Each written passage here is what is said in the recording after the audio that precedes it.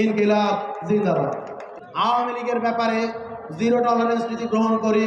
মুজিববাদী সংবিধান, আওয়ামী লীগের সংবিধান রেখে আমরা যদি আওয়ামী লীগকে বাংলাদেশের রাজনীতি থেকে, বাংলাদেশের পলিটিক্যাল গ্রাউন্ড থেকে নক আউট করতে চাই, সেটি আসলে কখনোই সম্ভব নয়, সেটি অলিক কল্পনা।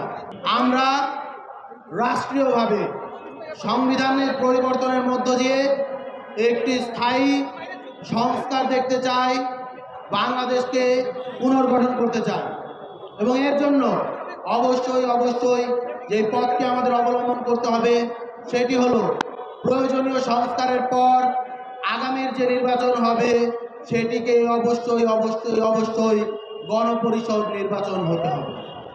গণপরিষদ নির্বাচনের মধ্য দিয়ে যে পরিষদ গঠন হবে সেই পরিষদ বাংলাদেশের পরবর্তী সংবিধান প্রণয়ন করবে এবং সেই সংবিধান অনুসারে পরবর্তী বাংলাদেশ সূচিত হবে।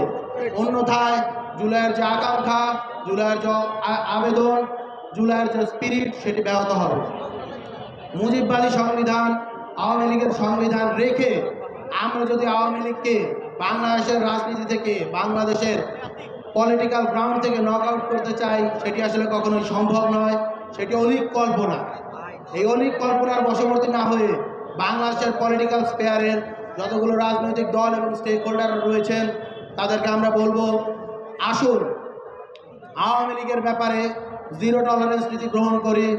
আওয়ামী লীগ, ছাত্রলীগ, যুবলীগ সহ যতগুলো সন্ত্রাসী সংগঠন রয়েছে সকলের ব্যাপারে জিরো টলারেন্স নীতি গ্রহণের মধ্য দিয়ে আমরা যে পরবর্তী বাংলাদেশ গঠন করব, সেই বাংলাদেশ হবে জনগণের, সেই বাংলাদেশ হবে শিক্ষার্থীদের, সেই বাংলাদেশ হবে সর্বোপরি বাংলাদেশের আপামর মানুষের।